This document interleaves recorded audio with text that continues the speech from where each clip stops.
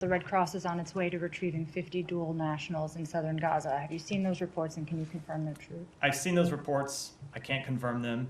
Again, because this is such a delicate situation. Sorry, cannot confirm them. I cannot. I thought I said can't, but I might have misspoke. I cannot confirm them. Again, because this is such a delicate situation when we're talking about actual lives at stake here.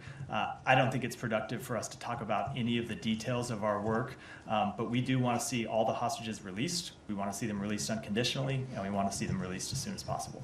I understand all of those things, including the delicacies surrounding the discussions, but what can you say about what Hamas may be getting for the release of these hostages? Can you confirm, first of all, that they're making specific demands for their release? As far as I'm aware, Hamas is not getting anything in return for the release of these hostages. No safe haven, no money, no prisoner exchanges. They're doing it. No, we have not released any prisoners. The governor of Israel has not released any prisoners. I'm not aware of any intention to release any prisoners.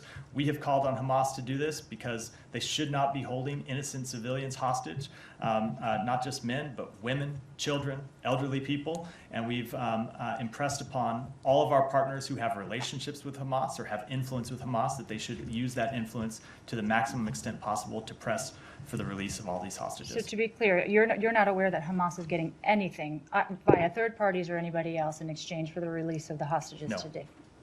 No. Over the weekend, Secretary Blinken said that Hamas was blocking the exit of American citizens in Gaza through Rafah.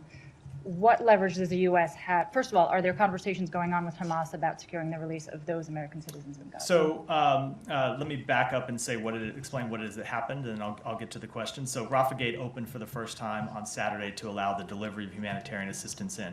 There were a number of civilians, some American citizens, but I think also other civilians, foreign nationals of other countries, who came to the Gaza side of the Rafah crossing to attempt to get out. We were in conversation with the government of Egypt, as we have been for some time, about being able to process those American citizens if they were able to get through the Gaza side and to the Egyptian side of the crossing. None of them were able to because the reports we were given on the ground is that Hamas was there blocking anyone from coming through the gate from the Gaza side out to the Egyptian side. So we are not in direct conversation with Hamas, but we have been sending messages to Hamas through a number of partners. I think I'll leave it at that, that we do want to see American citizens able to leave through the Rafah crossing. So is that through the Qataris or somebody else? I don't want to get into the details of it. Okay, is there any expectation that you might see movement on that front? I don't want to say an expectation, but it is our very sincere hope that they would be able to leave in the coming days. It's something that Ambassador Satterfield is working intensively on. As I said, he's working to get aid going in through the Rafah crossing and American citizens and other foreign nationals coming out. I have questions on other topics. I'll let. Okay.